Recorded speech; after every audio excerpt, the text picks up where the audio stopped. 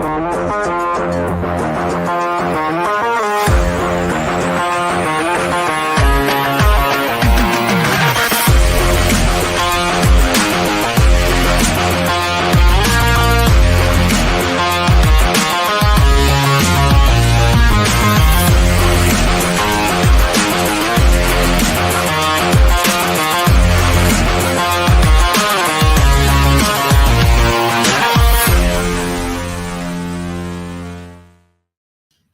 this is Christina Barr, and you're watching Black Tea News.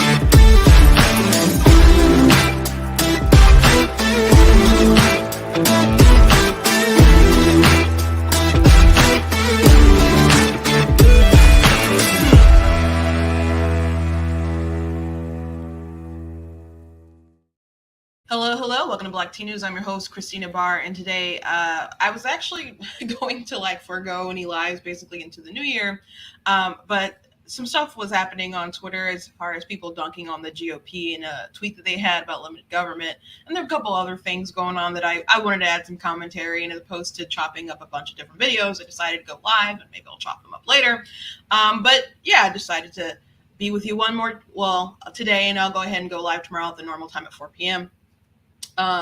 So thank you guys for joining me today. I know everyone's busy getting ready for the new year, recovering from Christmas. Hopefully you guys had a good Christmas. My family certainly did. We came together, opened presents in the morning. I had a really good service, really good Christmas service. And then we went over to my sister's house and spent time with family there, had dinner, which I made some awesome appetizers. My mom made everybody else made food. I made appetizers, but they were amazing. And, played with the kids, etc., my sister's kids. And so we had a great time. So hopefully you guys had a really great Christmas as well. So today I want to talk about this thread with the GOP. So they tweeted out, Republicans are for limited government. And so with the omnibus spending going forth, people had a lot to say on the matter. As far as that. And they mentioned some old stuff, Patriot Act, other stuff like that.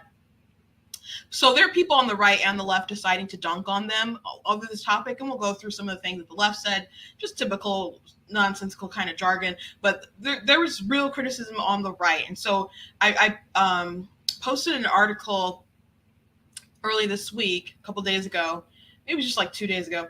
And last week we talked about this a lot, about how Republicans right now, they have a bit of a identity crisis. At least I think they do. I don't think they know how to properly convey their vision. There's a lot. I asked my followers, I'm like, if you identify as a Republican, do you feel right now that the Republican Party is representing you? And I don't think anyone said yes. There's people who say I still vote for them because they're lesser of two evils, but they're like, I'm a conservative who votes this way, or I'm someone who's consistently disappointed by the Republican Party or both parties. But they, so no one showed a favorable opinion as far as, hey, they're doing the things that I expect them to do, and it's disheartening that I don't know who's going to pull it together to unify the party in a positive vision toward the particular values that we expect them to have. So I laid out some things that I felt that they missed the mark on consistently. And so we need to step up. A lot of people need to step up all over the place. We need to elect some people to higher office who are going to represent Republican values well, and also knows how to convey them and can also govern competently. That's also a very important thing. So anyway, check out that article, but we'll talk about this thread a bit and some of the stuff that people were saying. The New York mayor decided to vacation a bit and escape the super cold weather, which who can blame him, I guess. And Biden is going off on his vacation, which they actually have to, since he can't stand to wait, they're going to have to actually fly the omnibus bill to him to sign it, which is wild to me because there's global warming kind of stuff in there. And so they're just going to fly this bill that he can't apparently wait to sign because they have to sign it before a deadline. So he has to sign it. So they're just going to fly it to him. But people are noting that he's leaving, or people are leaving when it's really cold, or it just got really cold, and we just had one of the coldest like days on record and from decades, from my understanding. It was like super, super cold last week. I think it was last week, right? Was that Wednesday? But people are saying, comparing it to the media's attention toward Ted Cruz when he went to Cancun and Texas had lost power and stuff. And people are like, oh, that's totally different. It's like, I don't know if you guys remember how long you guys have been with me, but I definitely commentated during that time. And I didn't think Ted Cruz should come home. I thought he should have just been on vacation. I'm like, this is all just like outrage culture. He doesn't control FEMA. Like, he's a senator. He can advocate for stuff, sure, but he's not a governor. You know, there's people in-house that they can do all that stuff. His daughters asked him to go on vacation. They went to Cancun, and then he like immediately came back. I want to came back. I'm like, y'all can just be mad. Eventually he came back all apologetic at first, and then he like made a joke out of it, which the media was really upset about. So I'll show you a couple of headlines. Stephen Miller had posted these, so I snatched them, these comparisons from CNN and NBC and the AP, how they're, talking about Biden's trip versus Ted Cruz. And if the media didn't have double standards, they wouldn't have any standards, I suppose. And if there's time, I want to show you guys this video as well that someone had broke down into TikTok of these girls talking about, these men questioning these women about high value men and how they want high value men, but they're very aggressive. And one of them says something that's just kind of out of this world to me about her opinion of submissive women, which I just want to go into, especially because she didn't believe that they had any opinions, or she said it was kind of like, remark alleging that they didn't have any opinions for themselves. And I'm like, look, there's plenty of housewives who respect the male authority in the house. It doesn't mean you're a doormat. I'm like, my mom has a lot of opinions. She's quite the character, which, by the way, I did write an article about my parents' anniversary. They celebrate their 42nd anniversary yesterday. So congratulations to them. I recommend that you go check out the article. There's lots of nice pictures of my family that you guys can check out. But and take some good advice from it. They've made it work for a while because they know what they're doing. And that's with 7 kids. That's with 7 kids that they've made it work and done a really good job. So if there's time when I get to that video, I'm still going to go for like an hour, even though it started late, but I'm going to go ahead for an hour. So if there's time, I'd like to go through that as well. So before I jump into everything, I want to encourage you guys to go to blacktnews.com, check out those articles that I mentioned. If you like what I do here at blacktnews.com, please consider leaving a donation at blacktnews.com/donate. It costs to stream, costs to run my website, it costs to do all sorts of things. And if you would like to help Black T News, especially to expand, especially as we're going to the new year and planning to do some new things, I'd very much appreciate if anyone out there would like to help with that overhead. FYI, also, if you're on Facebook, they gave a bunch of people a bunch of stars.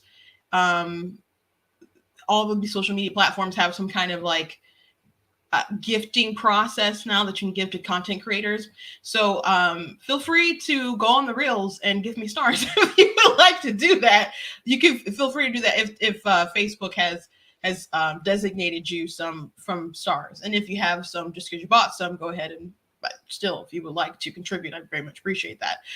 Please check out different items that we have at our store, like the pro-choice men are sus. You are not that special. Of course, we got Black Tea Mug. You can check out all the other kind of stuff at blacktnews.com and check me out on my different social media platforms, Facebook, Instagram, TikTok, YouTube, etc. All my handles are basically at Black Tea News, with the exception of Twitter. That one's at True Black Tea. I do have like multiple TikTok accounts. The one that I'm posting out of the most right now is Cup of Black Tea News. So you guys can check me out on there right now for as long as like it's a thing. I'm still trying to sort of work out we're going to go from there with TikTok, because obviously there are and always have been security concerns. I don't know how long it is or isn't going to be a thing. So there's definitely going to be a transition plan in place. And I'm very glad that the start of the year, which by the way, here's just an example of like the growth. The start of the year, TikTok was the biggest following. It is still the biggest following of that I have. And so across the main platform is like 90,000 followers, and there's the other two accounts. One is like 37,000, and the other one is hasn't been up long. I haven't posted as much on it, so that one's just like at 2,000 followers. But on Facebook, we're at 23,000 followers, and on YouTube, it just shot up. Like we were pretty not much going anywhere with YouTube. I didn't know what YouTube hated about me, hated about the channel.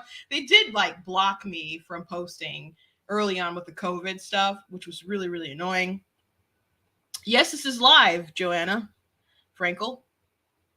Thank you for joining. So they just hated us, but we've had a boom as far as people finding some of the short videos that I posted. And so I was struggling to get like 1,000 all of a sudden. Now I'm at over 12. And so it's like rapidly growing. In the past 28 days, I've had like 2.8 million views on YouTube. So it's growing. So we're doing stuff. I thank you guys for watching. I thank you guys for tagging other people, sharing content, and for people who go the extra mile and who have decided to donate to help grow the platform. I very much appreciate it. So I'm thankful this year for you guys. So let's move on. You guys are well aware that I like to start with something funny, which, by the way, another announcement. I've been meaning to do like a meme show for a while. It's kind of like early announcing this because I just talked to a person today. But so I'd like to start off with a meme. I wanted to do like a weekly meme thing. There's between me handling all the writing content and doing the lives and other kind of videos and stuff. I need to kind of pass that along. So my sister, my youngest sister, Tina, she will be doing like a political meme show like once a week, about 10 minutes long or so. And I think she's the right person for it. If anything, just to hear her weird, geeky laugh. So I think she's like, it's inhuman. So no, she's gonna do a great job. We're gonna it's gonna be great content. So look out for that within the new year. So we'll have like a fancy sort of intro that we'll make and get on to the memes. And there's plenty of political memes. And if you guys would like to send her tips and memes and stuff, you feel free to, inbox it or at her. We'll get that all set up so people can participate. If you like the memes, we got to win the meme wars like we did back in 2016. So we just wanted to announce that. But here's my funny for the day. Biden blasts Trump's coronavirus response as nakedly xenophobic. And that was back and forth in 2020. Just in, U.S. to impose new restrictions on travelers from China amid COVID outbreaks.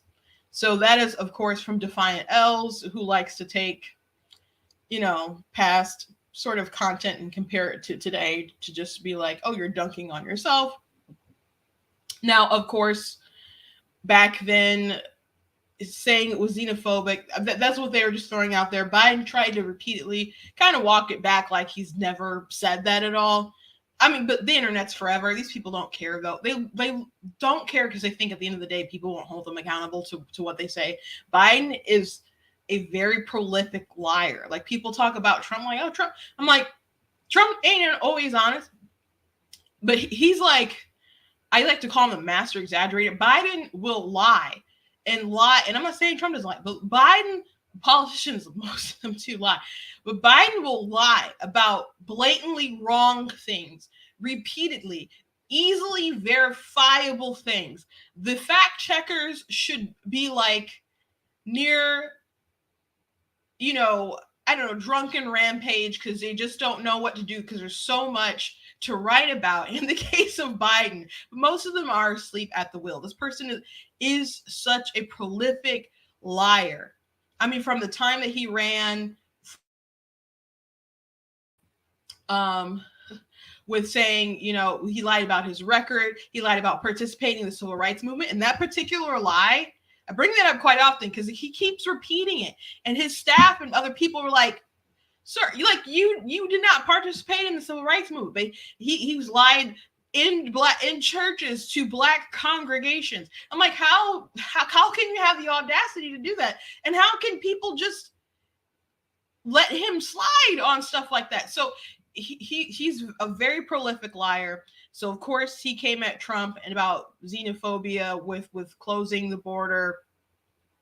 And people were very upset. And when the outbreak first started and Trump started to close stuff, you know, Nancy Pelosi went down to Chinatown and they were trying to encourage people to still go out and live life. And for whatever reason, everybody got the memo and they probably had a, I don't know, secret phone call meeting or something. Maybe not. I don't know. But whatever, everybody got the memo like, oh gosh, we can use this thing. And it became, we got to shut down the country. And I keep saying it, and it'll always be true. The 15 days or so the spread was the beginning of the end of the Trump presidency. So, and again, I don't hold any like malice toward Trump about that. Hindsight is 2020. Though I did always believe that we should stay open. That's been my consistent opinion. And when I saw the Great Barrington Declaration, I'm like, there are other people, prominent people, scientists, who believe the way I do. I'm like, because it's the only thing that makes sense.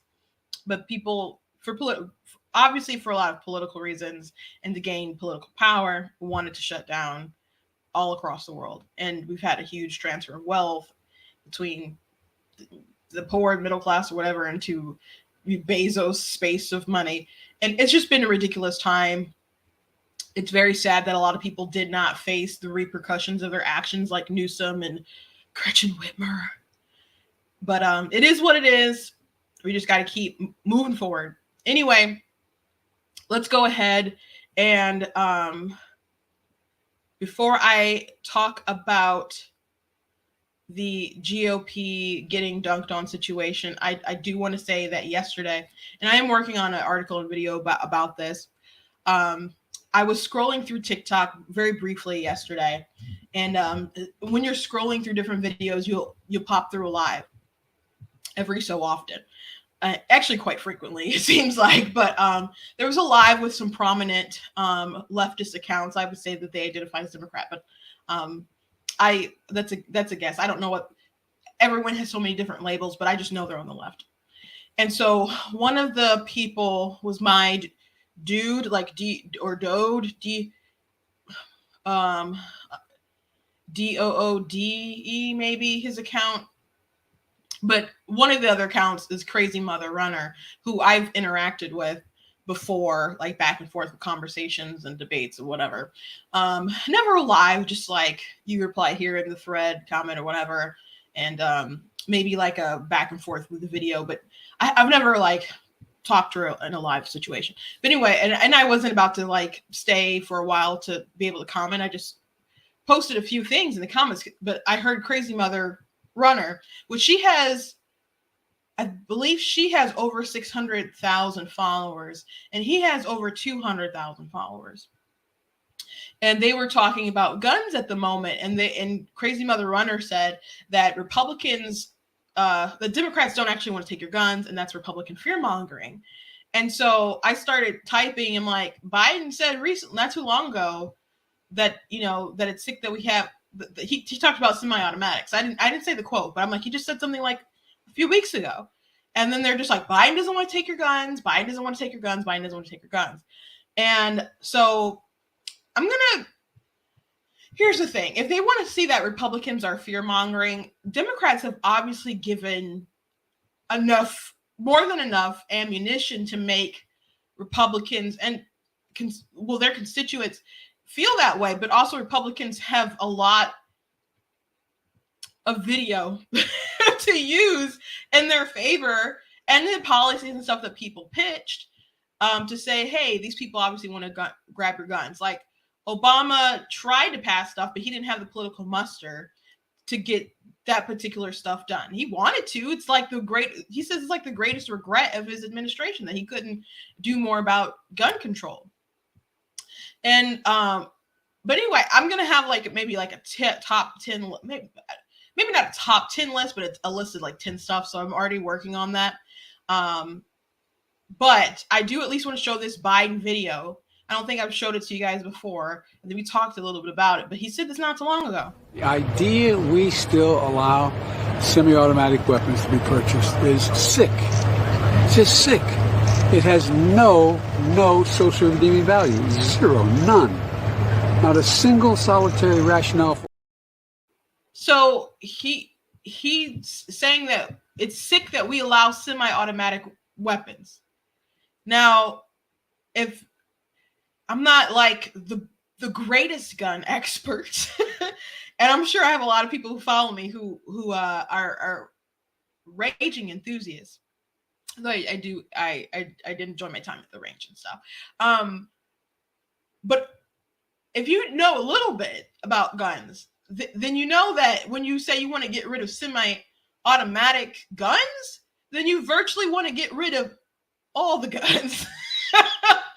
I mean, semi-automatic just means you gotta like boom, boom, boom, like pull the trigger. Like, you know, semi-automatic is like you push it back and it just keeps firing. So most things, and by the way, most crime or deaths and stuff is committed with handguns, not how they say assault rifle so broad, who knows exactly what they mean. Which, so the press secretary did try to walk it back and say, well, he was talking about assault rifles. And I wish someone would have been like, how would you classify that? Can you name some specific guns? You know? And Biden's not the only example of people who said like extreme rhetoric with guns. Beto O'Rourke easily comes to mind. Eric Swalwell, remember that tweet when he's like, it's dumb for people to think that I'm paraphrasing, but dumb for people to think that they can use the Second Amendment or they talk about the Second Amendment to deter the government when they have nukes. And it's like, bruh, are you going to nuke the population? Okay. And of course, Hillary Clinton in the 2016 campaign trail was talking about buyback programs, not just any buyback programs. She's talking about national buyback programs, not just national buyback programs. She was talking about some kind of comparison to Australia, which was a mandatory buyback program. So there's plenty of ammunition and evidence of Democrats talking about gun grabbing measures, even stuff with universal background checks that they want. The way that they want universal background checks is because there's people who are convinced that we don't actually have background checks when you purchase a gun, when you purchase a firearm, which isn't true. But they want universal background checks because the only way to really enforce it is to have some kind of registry. And when you have some kind of registry, that's when things can, that's how they know where to collect them. So no thanks. There's plenty of laws that people don't enforce on the books.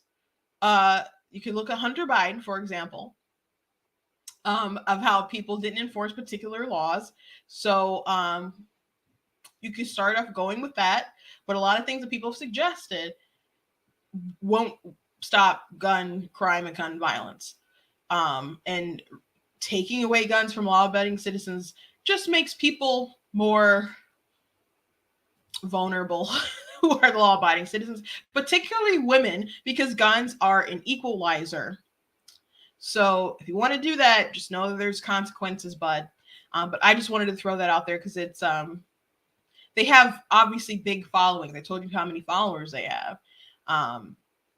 And the audience on TikTok, it's a range, but a lot of them are young. And there was young people who were talking on the live while they were there. So I just want to throw that out there. It's something I'll be further working on to debunk, but I just thought it was pretty wild. Okay, so yesterday, or maybe it was even this morning, the GOP, they decided to tweet something that was pretty wild. And it's not really wild, I guess, but it is something that would be normal in normal circumstances for Republicans to say, but considering that they just passed the omnibus bill, people are dunking on them. So the GOP, it was a day ago. So the Republicans believe in limited government. So people on the left are saying stuff like, what about not when it comes to women, you don't believe in liberty for women and blah blah blah. They said LGBT stuff and reading in the libraries and etc. But mostly I saw people bring up abortion, which it's always gross to me how people pretend like there's not pro-life women or they just disregard them. Like plenty of women still feel free and know that they're free without having the government sign on to them brutally killing their offspring. So there's that. And there's another life, in the body, inside the body, etc. But the more prominent dunks really came from conservatives or just people on the right. So Ron DeSantis's press secretary, or spokesperson rather, tweeted right under the GOP and said, "Tell that to Republican politicians who voted for omnibus." So if you're going to say it's for limited government, why are you spending $1.7 trillion? And a lot of it on junk. We went through some of the stuff, a lot of the junk that was in the bill last week. There's a lot of woke stuff, even stuff that they had for the border. They tied your hands on how you can use the money. Like you can't hire permanent people to manage like federal employees for the border, using it for transportation, doing like more security and stuff on the border, like it unless it's like used for processing to help people further getting through the system faster. So, I don't know, maybe so they can release them into the interior faster, which a lot of, or maybe help them out with their court dates or something. But a lot of people, they'll get their court date and you'll just never see them again. And they know how it works. So even though they got this money, like, oh yeah, border security, is like, bro, you're not you're not addressing the problem. Like, are you even going to use that money? Like, and they'll have to use it because with government, like people use money, they find a way to use it. So, but they're not using it for the right things. Ross Schuman said Republicans passed the Patriot Act and invented the Department of Homeland Security out of thin air, both of which were drastic expansions of government at the federal level. Or should we talk about who created the EPA? And so some people are just writing, ha, ha, ha, ha, ha. Someone said, not true. That's an old slogan that was tossed around into the rubbish years ago after the Reagan and Bush were done. People are mentioning a ton of stuff. The Hodge twins said, obviously not. Who used 9/11 to create the Patriot Act to spy on us? Who just voted to send our tax dollars overseas? Who just voted to give the agencies more of our tax dollars so they can censor us and call us domestic terrorists? Republicans did, and most of y'all are cowards. Someone else said Republicans need to put America first.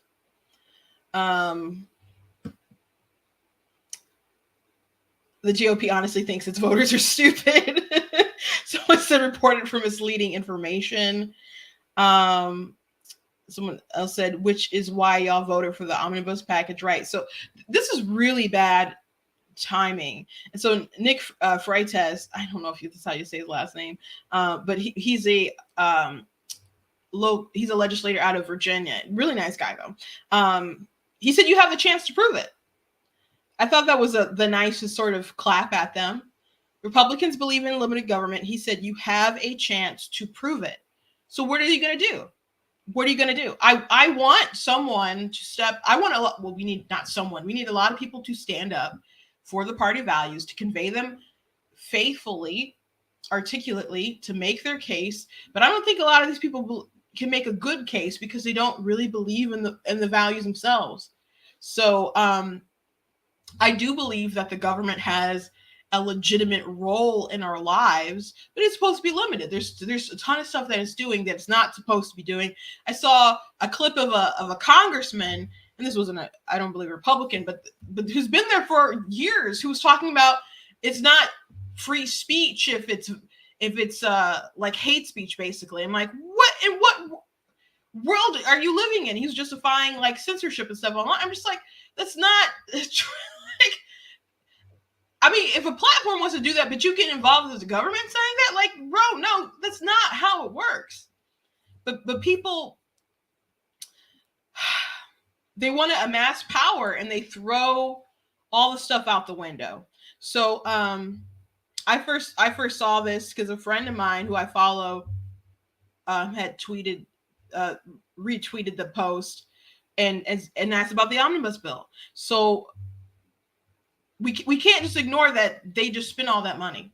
I want them to prove their case, but they keep blowing it. They keep messing up. Now, some people said stuff like Republicans believe in limited freedom of women. Again, they mean that mostly because of abortion, which is dumb. Some of these people I responded to, some people I'm like, I don't want all this stupidity just like kind of blowing up in my comments. But I did respond to Marianne Williamson. I think I have her tweet here.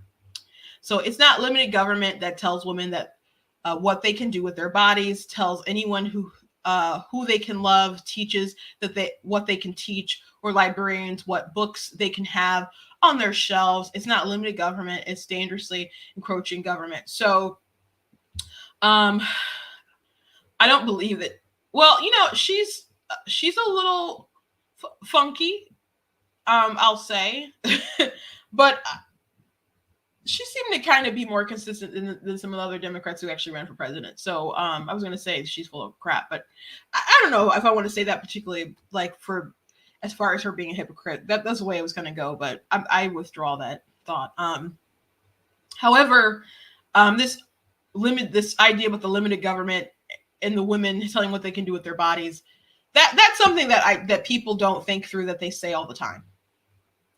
So obviously we all believe that the government does have some kind of say about our bodies in regard to, well, I'm obviously a woman.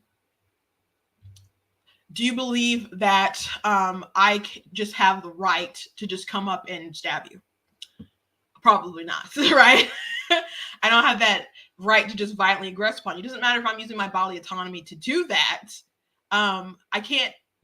There's regulations against me committing some kind of violence upon you. So people do agree that there are limitations to what you can choose to do, right? And most people would say that's a good thing. What they're particularly meaning, though, in this scenario is, and they expect you to pay taxes and all kinds of other things that people don't like to do, people don't want to do. Like people like Marianne, I'm assuming, was for like universal health care and all that other stuff. Now, what's wild to me is that people believe that women have no moral obligation to carry her child for 9 months. You have to raise it after that point, but just to not kill it, like, that's super bare minimum. Like, not that pregnancy isn't hard. Like, I'm well aware that pregnancy can be hard, easier for some than others. And like, there are pregnancies that can flat out be traumatic, just to be honest with you. But you can at least carry the child for 9 months, but they feel they have no moral obligation to do that. But they feel that other people, that strangers, have moral obligations to grown other people, to pay for their college, to pay for their child care, to pay for their health care. They believe in all those things, but they don't believe that that a mother has a natural sort of obligation to not violently aggress upon her child, which, don't get triggered by the word child. It's a son or daughter of any age. It's appropriate. We can just call them son or daughter if that makes you feel better, or we can just call them their offspring. But if you just want to call them a fetus, it doesn't make it not a baby, doesn't make them not alive, etc. So, an interesting thing, though, if we're going to talk about limited government and the proper roles of government, if you do read the Declaration of Independence, it does explain, like, why governments are formed, right? It explains why. It's to secure the unalienable rights of the governed. In certain ones, the certain ones that they said, the first one was what? Life, liberty, and pursuit of happiness. So if government's obligation, if they have all the stuff that the government has its hands in, like, there doesn't need to actually be a Department of Education. There hasn't always been a Department of Education. It's like a newer sort of thing. But people think, oh, we got to do healthcare. Healthcare is a commodity. It's not a right. You can, like, people can feel about it however they want to feel about it, but it's still not a right. It is a commodity. But the government just is not, supposed to pay for your kids' daycare and all the other kind of stuff. Like, I know people really like the entitlements, and once they're kind of in place, people don't want to let them go. But if we're talking about like legitimate roles of government, stopping you from violently aggressing upon someone else and them protecting the life of an individual, that is something that is actually something that the government is supposed to do. So that is well within the means and the rules of a limited government, in which we don't have like full authority of our lives to do all the sort of crazy things, because we decide to give over some of our liberties in exchange for government to govern us with our consent. You need the consent of the governed, but it's still supposed to be limited. But that is still within the scope of the government. Now, some people will say, oh, well, no, they just protected citizens. The 14th Amendment will beg to differ. Like, no, it says citizens. There's a citizenship clause in there. But when it talks about the due process, and you're not supposed to rob someone of the states that not supposed to make any laws about restricting like your life and other things without some kind of due process, you obviously don't think that people should be able to just take out illegal aliens because they're not citizens. That's not what the text says. That's not what people hope for. They're just trying to exclude the baby because they haven't popped through the magical vajayjay. So, I know the argument for abortion has been for a while that for a very long time that it is a states' rights issue and shouldn't be decided on the federal level because it's not mentioned in the Constitution. So it should be a states' rights issue. And I do understand that, but I do believe that there is an argument that under, equal protection that we shouldn't allow. I think it's, again, people say the government has no right, etc. The government does have an interest and a purpose to protect life, and not in a sense that they have an obligation to protect everyone from keep them all from dying, because we all do die eventually, but a right to life is a right to not be violently killed. So the bare minimum of the government, they are supposed to at least protect life. So it fits in with the role of limited government, Marianne Williamson. Who they can love. The government's not trying to tell people who they can love. That's not, your feelings are free to be what they are. If that's a conversation about whether people should allow, same-sex marriage or anything like that, that's actually more about should the government reward certain sort of things with, because you can't stop people from being together. They really want to be together. I guess they could, but they're not like locking up people for sodomy or something like that. But when you do get married, you get certain tax benefits and other kind of stuff like that. So there's a debate like what marriage is, the role of the state. Should there be a role in the state, and why the state got involved, which to incentivize to protect the nuclear family and stuff, because it's the backbone of civilization, which it is. And so was it Alan Keyes who said where procreation in principle is impossible, then it's not marriage, or something. Like, he said it a lot better than I said, but he made a good point. So there's debates, of course, around that issue, but they're not telling you who to love. And so a lot of this is just exaggerations of talking points on the issues and stuff. But again, we don't even need we don't need to have a Department of Education. We can get rid of it. We can make everything super, super local, of course. But the government, people don't want people being upset about what kind of books are in libraries and what kind of school libraries or just public libraries and what goes on there, you got to understand, as long as something is involving people's taxpayer dollars, they have the right to voice concerns. They have the right to voice concerns. And that's another thing. I was having a conversation. I hopped on a live last night with the issue of abortion. I'm just like, some people in the comments were like, oh, my body, my choice, it's none of your business, etc. I'm like, y'all don't want it to be not my business, because y'all want, it's Planned Parenthood, ACLU, Democrats, they lobby to include your taxpayer dollars to pay for the abortions. They want more abortions to happen. They want women to have access to more abortions.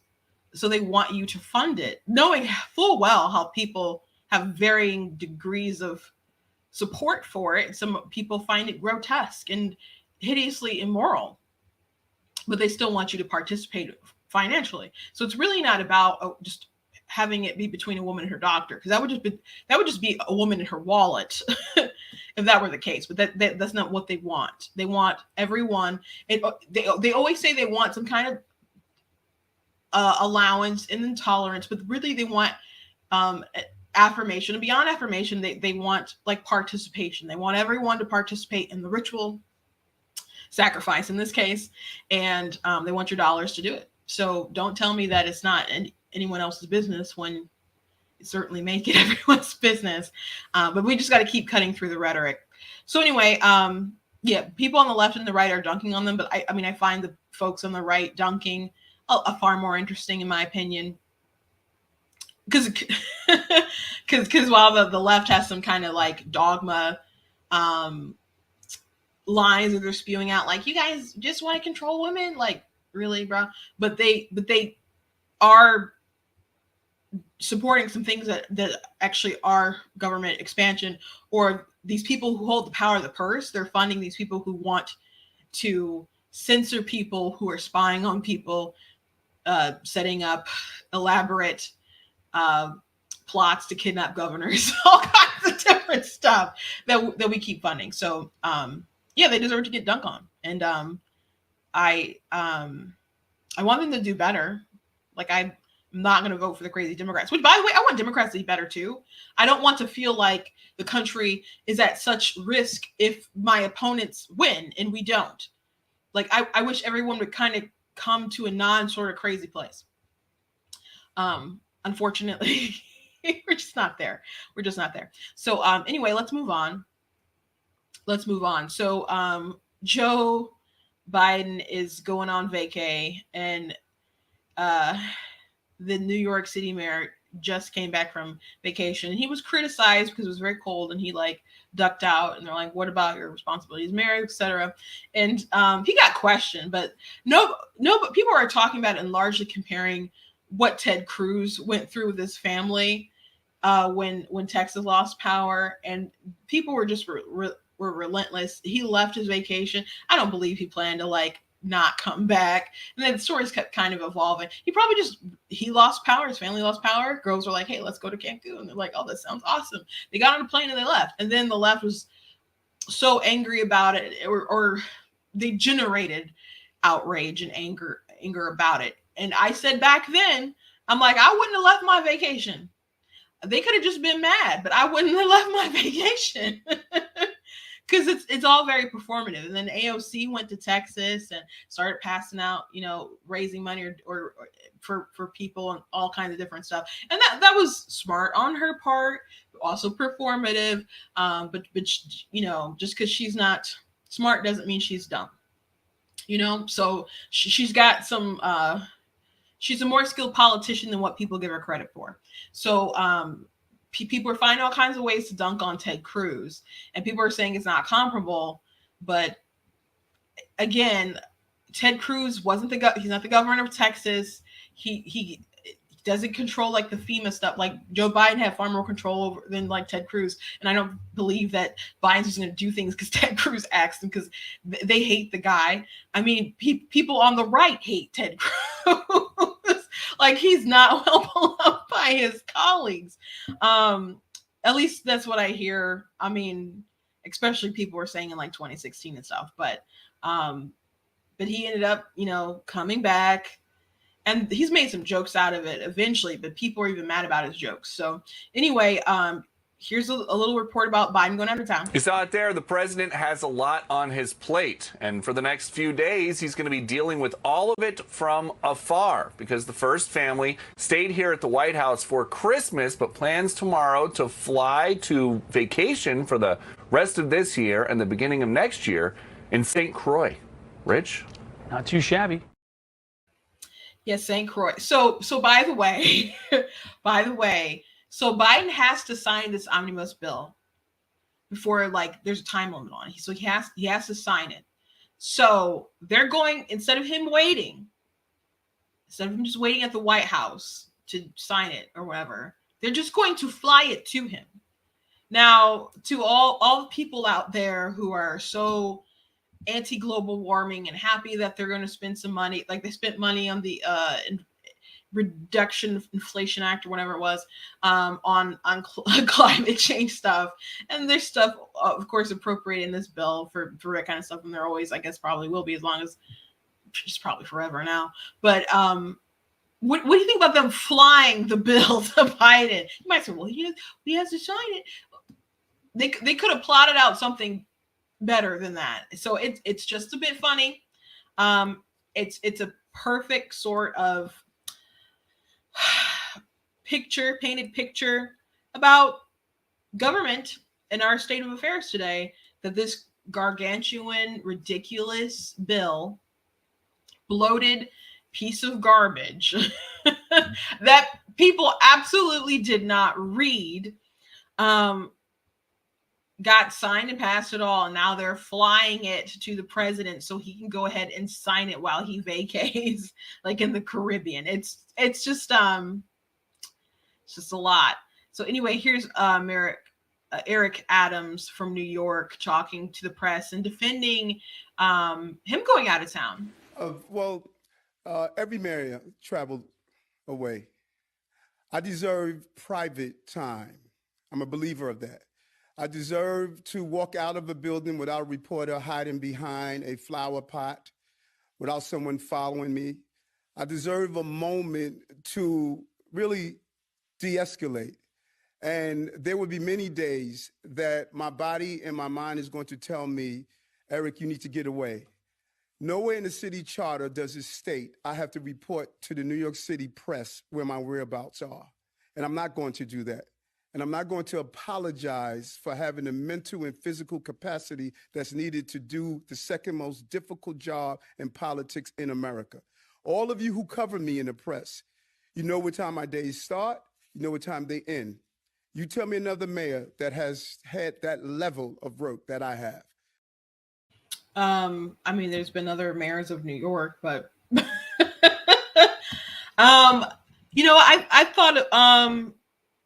I thought it was still a strong defense. And you know what? I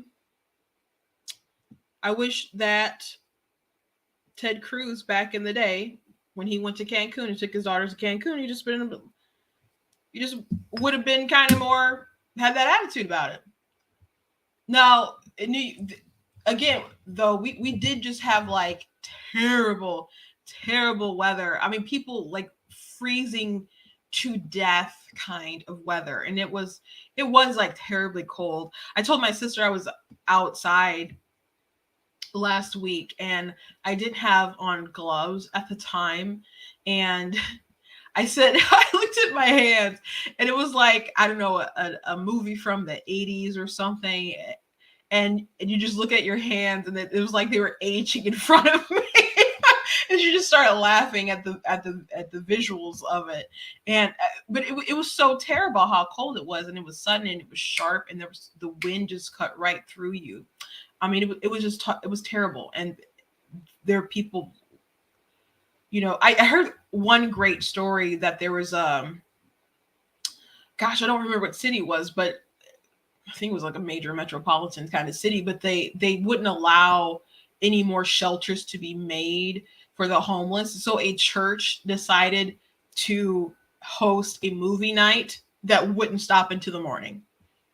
So I'm like, that's a great story of doing some good for some people who were could have frozen to death on the streets. So him getting away, you know, to a warm place, I understand that. They do have, you know,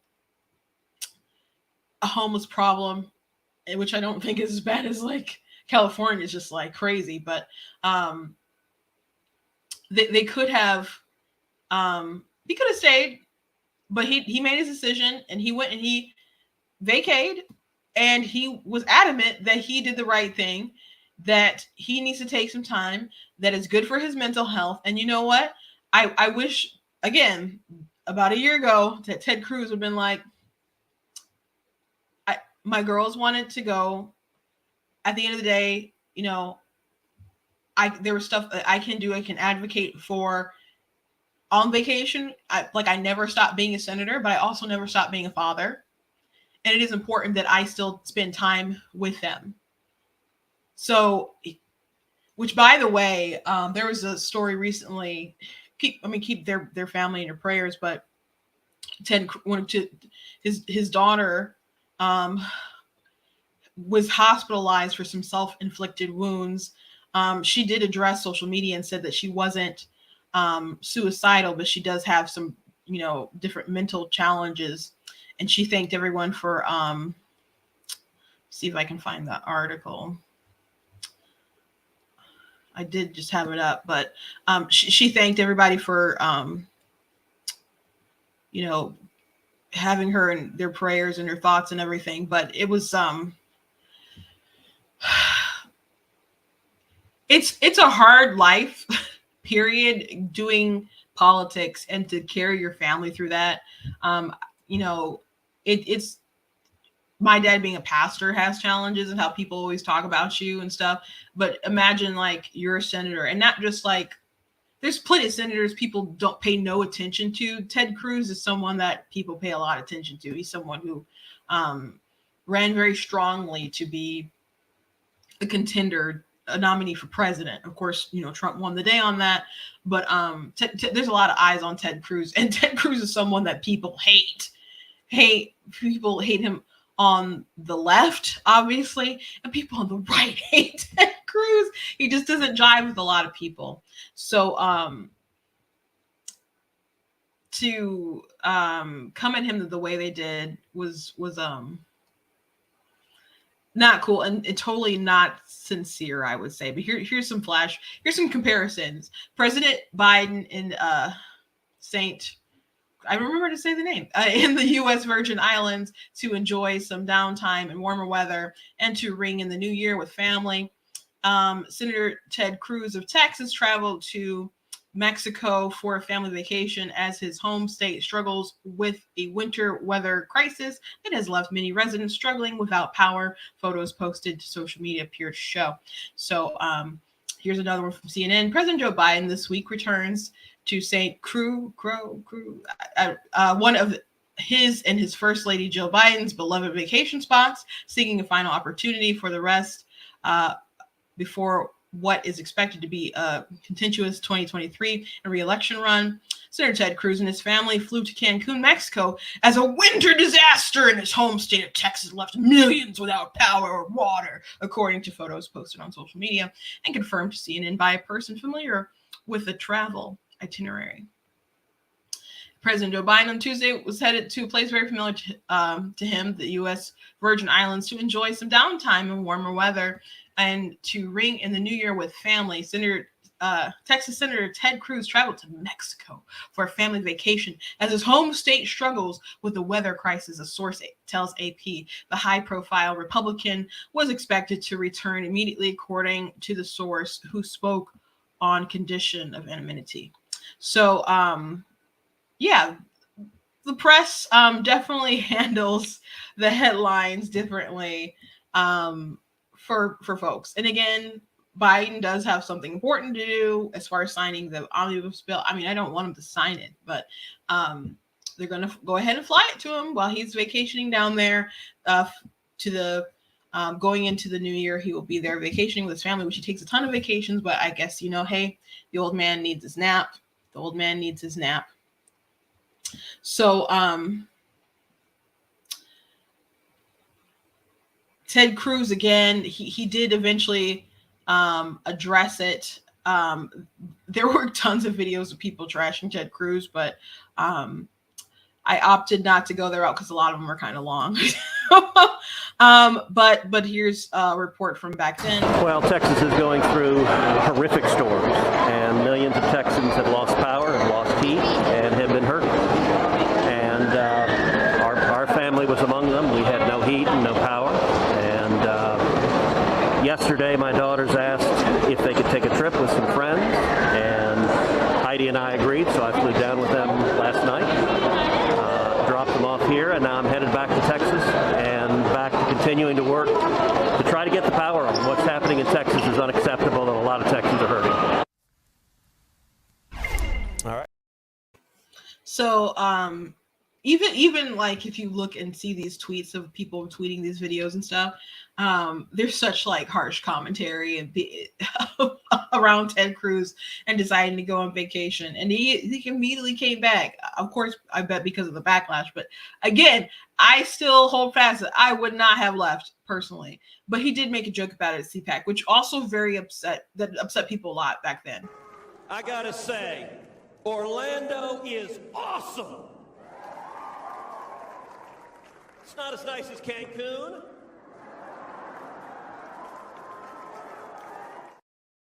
They're like, oh, how dare he? Even like Matt Gaetz like made a joke, and they're like, Matt Gaetz, he made a joke about Ted Cruz going to Cancun with his family. It was just a lot. Just a lot. Just a lot. So I know people have to do politics and tear down their rivals and stuff, but there are still people like behind the R and the D's. And again, Ted has daughters, young daughters. Caroline, I hope she gets well. But it is absolutely okay for people to take some time. Now, back during like COVID time, the people who were saying don't go on vacation, don't take trips, etc., and they went ahead and did that, those people were trash. And they're like, well, I'm human and I needed a vacation or whatever. Or Lori Lightfoot was like, I need a haircut, so I got a haircut. Like, no, you can't tell people what not to do, and then you go ahead and then you just go ahead and do it yourself. That's messed up, especially when you're in leadership. You gotta make certain sacrifices and stuff. But again, Ted Cruz was not the mayor. I mean, he was not a mayor. He was not a governor. He did not control the powers of FEMA. And I don't believe that if Ted Cruz went before the president was like, hey, can you do X, Y, and Z, that Joe Biden would do it because Ted Cruz asked, just to be frank with you. Because again, people hate his guts. I don't hate his guts, by the way, but I know people hate his guts. So people are making comparisons of Ted Cruz during that time. Last thing, this will cause me to go over the hour mark, but I do want to go ahead and play this video that I talked about. I'm not sure what podcast this is from. Someone shared this on TikTok, and so I thought this was an interesting look into, which, by the way, there's tons of videos like this on podcasts with these with guys talking to girls who, I don't know, it appears that they're making bank with whatever looks and stuff. And they're like, money, go grab that bag kind of women. But they want high value men. And all these guys are trying to tell them high value men want women who are compassionate, who are nurturing, who are going to be, people who they expect to raise their kids and stuff. And so you being aggressive and assertive and combative aren't like, you may be like physically attractive, but that doesn't mean that at the end of the day that we're going to want to settle down with you. And a lot of these dudes will sleep with you. That don't mean they want to put a ring on it. So here is that video. Of course. Do you eventually want marriage and family? Yes, I have the career now. Okay. Do you eventually want marriage and family? Yeah. So, okay. So here's the reality. If you don't want it, then how are you relevant to the conversation? Because high value men don't want you because they want marriage and family. But that's a paradox because oftentimes you guys say women, your number one like goal in life is to be married. But I don't think that you hold men to the same standard. You guys say men, they don't really need to settle down. They can have their own circle of ladies that they kind of juggle. I mean, I don't know if this is what you guys say, but I'm just saying from the last podcast that I was on. This is the only thing that's going to give you meaning and value in your life. And I do know there's a lot of studies that do support that women are happier in marriages. Mm-hmm. But if we don't have the opportunity or the choice to do other things, we're not going to want to be in marriage. Yeah, but what I'm saying is that I don't want to interrupt a lot of times during this video, but I'm from the perspective of a biblical perspective, I just want to throw out there. There's a passage in the Bible, Proverbs 31, where it talks about a woman, a righteous, virtuous woman, and what those different aspects are. And it is someone that her husband can trust, that the community looks up to, that, you know, her children can look up to, call her blessed and other things. I mean, I'm paraphrasing the passage. It's a whole entire chapter. I think it's the whole entire chapter where it talks about it, but she's also into other things. Like she takes care of business. She's entrepreneurial as well. So it's not that you can't be the type of woman who handles affairs at home and can take care of the kids and is submissive or whatever in her role, I guess we'll say, is what they're talking about. But that doesn't mean that you can't do other things. You can't have other dreams and you can't attend to other things. So I think there's like a limited view of women that a lot of people have that isn't necessary.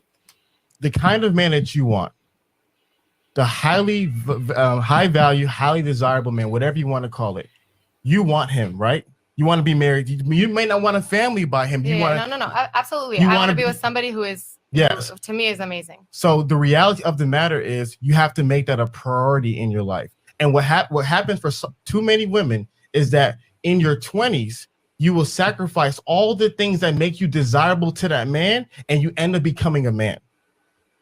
You end up getting all these masculine skills. That's a lot of shade to the male population. It's no shade to male population. If you guys are taking on masculine traits, then that's only hurting you. First of all, I mean, what do you mean by masculine traits? Because I think the traits that I think are the most prominent with me are creativity, innovation, or whatnot.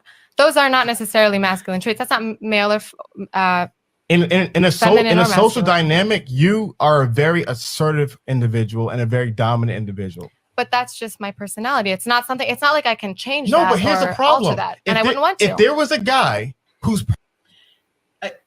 again, you don't have to change or alter yourself.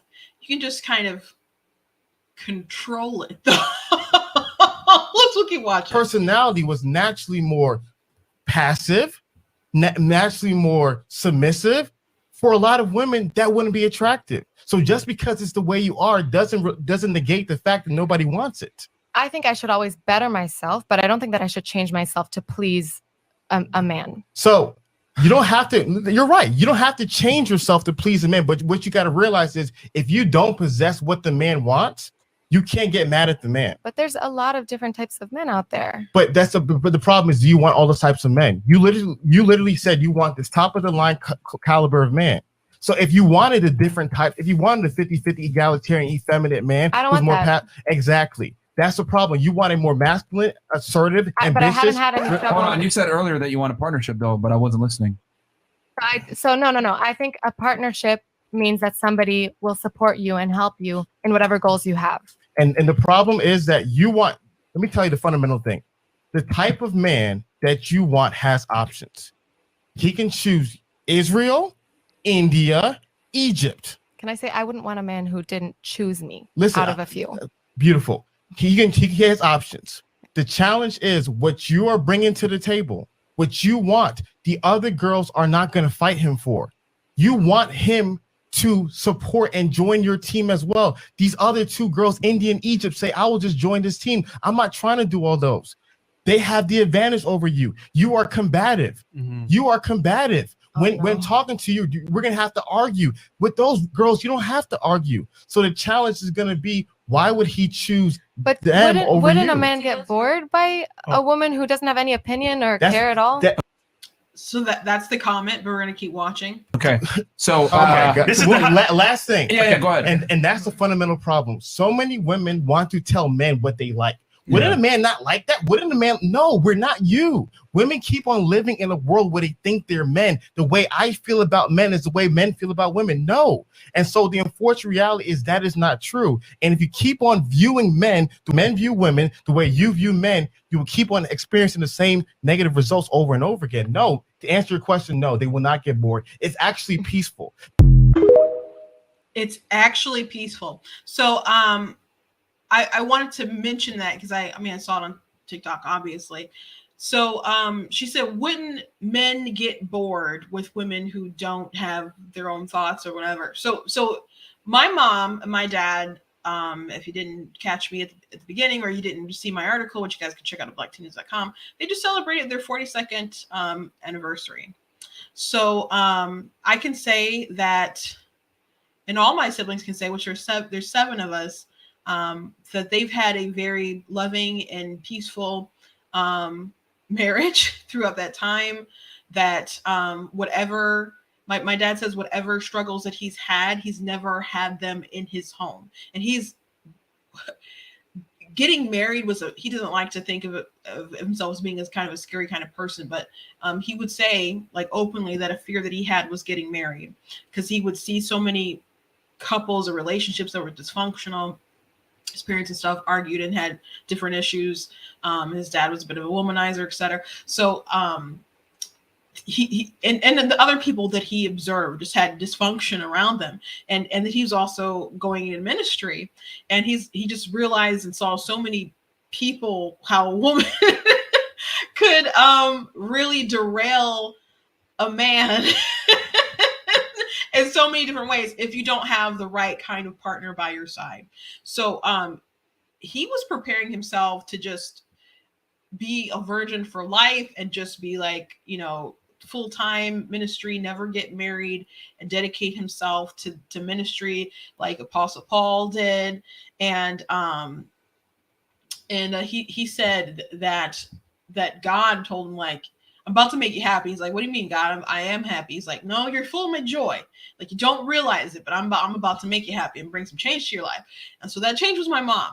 And so my dad said that God told him to ask her out. He's like, God, you never tell me that I can ask someone out. Like, this is fishy. And so he went ahead and he did it. And my mom gave him a really hard time because her mom and grandma really teased her about my dad. So she gave him a hard time. And so my dad just kind of felt like he had to keep pursuing her. And so one day he went to prayer and he's like, God, I don't even know why, like, you want me to do this girl keeps embarrassing me. And so he's like, well, whatever you want me to do, God. So I think he went in prayer for like a few hours. And so he said when he got done with that prayer, he was just in love with her. And so that helped him to endure her. She gave him such a hard time. But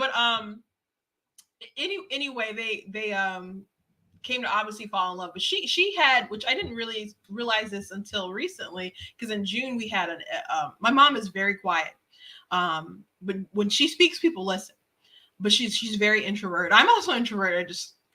Life just makes you break out of that stuff. But no, I'm still extremely introverted. I just I took a career in talking, I guess. But so we had an interview with her in June. Actually, it was on my birthday.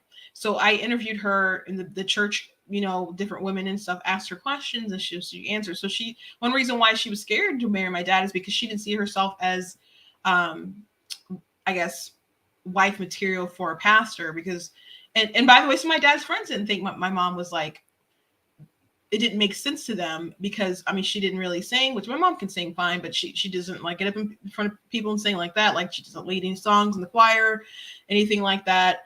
She doesn't preach really. She's like taught like a time or two, but she doesn't preach or anything. And she just didn't care. She wasn't out there like other people expected other pastor wives to be out there like that. So she had to come to grips that she could fulfill that role. But my dad found out throughout time that she was just the perfect match, because she was just always supportive and the backbone that he needed. And he co-pastored with my grandmother, so a lot of other different church stuff, like she fulfilled that role anyway. But as I said, any sort of issues or problems that we faced in life, they didn't come from within the home. And she let him lead, allowed him to lead. And that's not because she said what men when they get bored, women who don't have their own thoughts. My mom has a lot of thoughts. I promise you. I promise you she does, on a ton of different matters. She has an opinion on politics. She has a strong opinion on morality, for sure. Opinions on religion. One day my mom and dad got into an argument, and so he was the next day or whatever, my dad said he was praying. He's like, God, rebuke her, tell her to rebuke the devil in her. And God's just like, you rebuke the devil in you. He's like, what? And he's like, she's already over it. Which my mom, by the way, has lived by the scripture, don't let the sun go down on your wrath. Like, she would not allow us to be in some kind of conflict and to carry it over into the next day. She'd always be like, the sun went down. Like, you have to let stuff go. You cannot let it fester and to destroy your relationships with each other. Like, she would not play that. She was very determined to have peace in her home, very determined. So she's a strong personality with a lot of strong feelings. So she is like quiet, but again, when she speaks, people listen to her because she has something worthwhile to say. But she is still the same woman. If my dad wants a glass of chocolate milk and it's the middle of the night or something, that she would be willing to get up and do that. He can't do that really that often now because he's actually like on a diet. But that's like this old story. Like, one night my dad asked her if she would, make him some chocolate milk. So she got up and she did it. So she's very not submissive in a bad way, but she's cooperative, she's nurturing, she's not as affectionate as my dad. Actually, my dad was the one who's like hugs and kisses and lots of loads of affirmation. But my mom is very thoughtful. I was talking to my older sister, and she said, she just mentioned like a couple of items that she got for Christmas, that she mentioned like, oh, I need like some jeans or something, like months ago, whatever. Mom made sure that she had some pants. Or she mentioned like saw something in the store. She's like, oh, that's cute. Guess what? It was under the tree. Like, last Christmas, I mentioned very, very late. Like, I was over their house and I used their blow dryer. Our blow dryer was the comb or whatever had busted, and so I was like brushing my hair and blow drying at the same time. And so when I used their blow dryer, it had a nice comb on. It was like, oh gosh, it's so much better. I'm like, yeah, we need a new blow dryer. And so what did my mom do? Even though it was like, maybe it was like the week of Christmas, but what was under the tree? A new blow dryer. My mom is just very thoughtful. She will shop the entire, since we were kids, she would shop. I'm like, Mom, how'd you buy us Game Boys? Because it's not like we were low or anything. We weren't. We definitely had financial struggles. And people follow me are aware of that. But she was Queen of Layaway, like Kmart Layaway, that takes you back. But she would save and prepare the whole year so we would have a good Christmas. So she's very thoughtful. People have different love languages, acts of service, I would say, is definitely hers. She might not like come out and say I love you all the time. If you give her some money, she will, though. If you give her some money, she will. But she's definitely a strong personality. She has her own thoughts, and she's quite a character. She's from the east side of Detroit. You fall down, it's like, what you crying for? Grit your teeth, be strong. She has very funny rants that she'll go on if you mention something about the mafia or the Yakuza or gosh, if you mention like Anita Hill or something, she'll be like, nobody didn't believe her because I'm just like, you weren't even like Republicans at the time, but she'll go on a huge rant. So she's a character. But just because there's women who decide to let men lead, that doesn't show a lack of character. That just, in a lot of ways, it can show a strength of character, that they're willing to kind of just pamper themselves a little bit and accept that someone does in certain, you work together as a unit, and he gives all of himself and she gives all of herself. But there are times when someone has to have the final say, and you give the man the space to do that. So hopefully that's a lesson that I know a lot of people don't like talk like that, but my parents have been married for 42 years, and I can say my oldest sister, she's 41, and she'll say that she can count on one hand the amount of times that she's heard them argue in all that time. And even if, like, sometimes one of my sisters will try to like goat my mom into like an argument with my dad just to kind of tease her, and she'll just, you know, kind of laugh it off or whatever, not take the bait. But if there is like some kind of disagreement that they have, they will have that in private. She still has enough respect and honor for my dad, even though we're all adults, that she won't have those disagreements in front of me and in front of us and him. So but they don't really argue, they really don't. You know, and they're two people who just really get each other. You know, my mom's never had to drag my dad to any chick flicks. That's not her thing. You know, one year they spent their anniversary watching, I think, like King Kong, like, and they go out to dinner. But you know, like they get each other when he goes on mission trips. You know, she's very happy to get his phone call, and it's just like, you know, she's a high schooler, you know, waiting for her man to call. Like, they've definitely grown together and grown into a relationship where they appreciate each other, and the love just evolves more over time. So I hope these ladies can find something like that. I hope we all can find something like that, because I am, you know, a single woman myself, but I ain't got a funky attitude. I just, you know, don't date, I guess. Everybody need to work on that a bit. But yeah, congratulations to my parents. If you guys want to read more, I did write an article about them on my website, blackteennews.com. So yeah, I like to say that my parents practiced proactive love, where they made good decisions for themselves before we were all twinkles in their eyes. They were both virgins when they got married, so there weren't hookups and hangups and all that kind of different stuff. And they had 7 kids, and my mom, they really made sure that there wasn't division among us.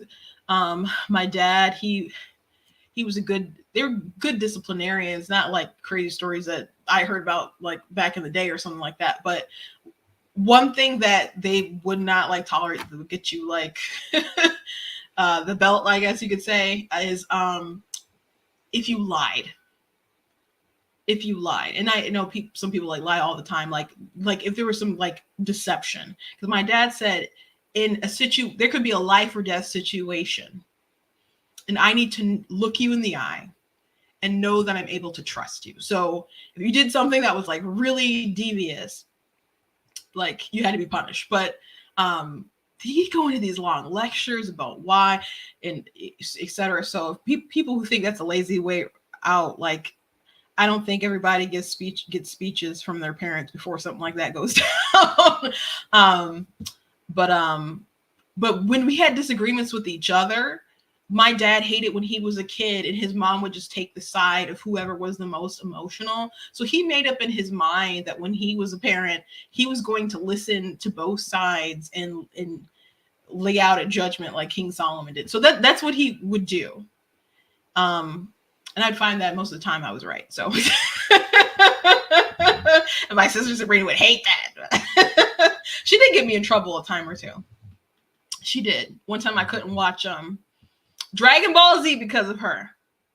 I was really mad. Anyway, go check out that article, and congrats to my parents. Their anniversary was yesterday, 42 years. Alrighty, guys. Thank you guys for watching. I will go ahead and stream tomorrow at 4 p.m. Eastern time. So it'll be the last stream of the year. And I know a lot of people that I normally follow and watch, they're not streaming. So hopefully I can fulfill a lot of roles that people aren't getting from other people right now. But yeah, please join me tomorrow for final live of the year, and as we gear up to do some more and better things for Black Tea News. God bless you guys, and